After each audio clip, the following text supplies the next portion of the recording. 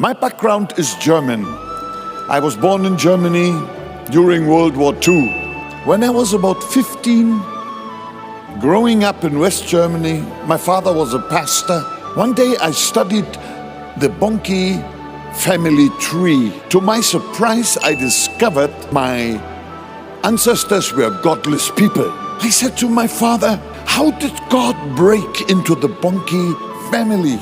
How is it possible that only granddad and you are outstanding men of faith and of Jesus Christ in the family? And then my father told me a story that has influenced my whole life. In 1922, my grandfather was very sick there in East Germany. They were farmers, foresters, huge woods, and there he was sick. He had such excruciating pains, the doctors couldn't actually diagnose. Gout or arthritis or who knows what.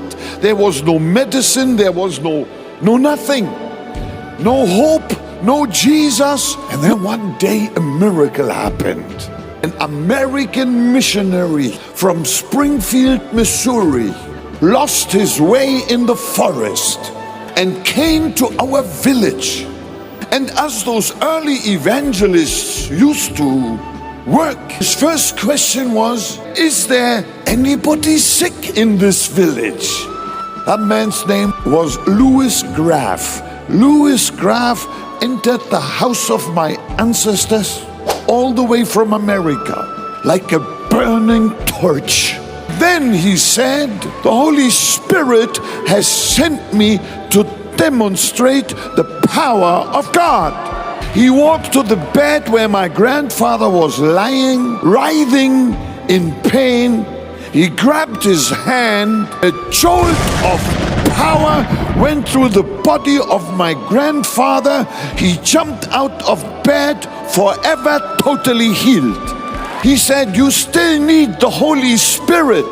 They had never heard of the Holy Spirit. He laid hands on them and both burst out in new tongues. That flame of Pentecost had been successfully passed on.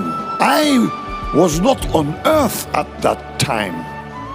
I was born 18 years later. But that day when Louis Graf entered the house of my ancestors, I believe the Holy Spirit already threaded my needle, and I am still sewing.